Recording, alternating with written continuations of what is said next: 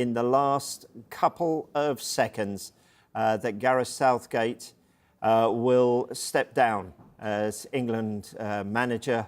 Welcome back to the Big D Speaks. We've had some breaking news over the past hour. Gareth Southgate has resigned from the England national team manager's job. It's come as no surprise. I think it was always on the cards. If he'd won, I think he would have stayed on, but clearly because they got beat, now was the time. I think he's read the writing on the wall. I think the time has come, and he's thought that, and he thought, I best go now before I'm shoved, unfortunately. Let's have a little look at the clip here, and then we'll have our little comments after that. But here we go. Break away from everything right now to bring you some huge breaking news this moment, and it has been confirmed in the last couple of seconds that Gareth Southgate will step down as England manager after defeat in the Euro 2024 final to Spain. He said he would go away and speak to the important people behind the scenes. He has done that, and he has made his decision. He resigns as England manager. That news just breaking at this moment. He took over the senior job in temporary charge on the 27th of September 2016, and now steps down from that position. We have a statement just into us. It reads like this: as a proud Englishman, it has been the honour of my life to play for England and to manage England. It has meant everything to me, and I have given it my all. But it's time for change and for a new chapter. Sunday's final in Berlin against Spain was my final game as England manager. I joined the FA in 2011, determined to improve English football. In that time, including 8 years as England men's manager, I've been supported by some brilliant people who have my heartfelt thanks. I could not have had anyone better alongside me than Steve Holland.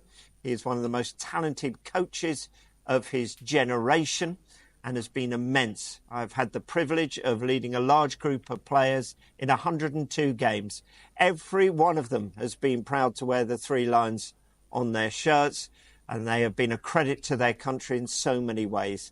The squad we took to Germany is full of exciting young talent, and they can win the trophy we all dream of. I am so proud of them, and I hope we get behind the players and the team at St George's Park and the FA, who strive every day to improve English football and understand the power football has to drive positive change. My special thanks go to the backroom staff who provided the players and me with unstinting support over the last 8 years.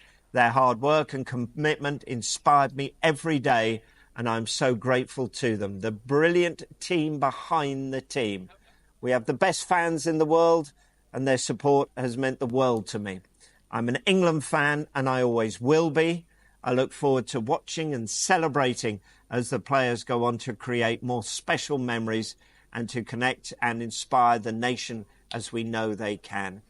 Thank you, England, for everything. Well, I mean, the writing was on the wall, clearly. He was going to go. As I mentioned at the beginning of this video, if he'd won the Euros, he'd have went on to the World Cup and had a pop at that for one last time. And obviously that's not the case. I've heard some other content creators say that Gareth Southgate wasn't good enough tactically. I think there is some truth to that.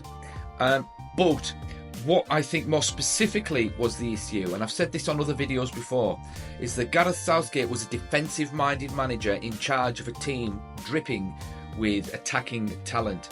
So his skill set tactically wasn't suited to this particular England side.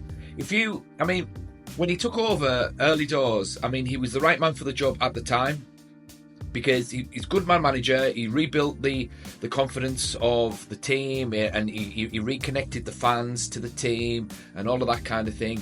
And we worked really well when we were the underdogs, and he suited the team when we were underdogs because we could play, defensively and hit teams on the counter attack, and we did really well in 2018. And that was probably the last international tournament that I really enjoyed because I, as I'm sure with millions of other people in the country, were taken by surprise by that young England side, and we did really well. But since then, the squad itself has just gotten stronger and stronger and stronger with the inclusion of players like Foden, Bellingham, Declan Rice, now Kobbie Mainoo. So when you get sort of players that are used to playing attacking football and you've got a defensive-minded coach, there's always going to be a disconnect there. But it is what it is. Gareth's done a very, very, very good job. But I think he's made the right decision at the right time.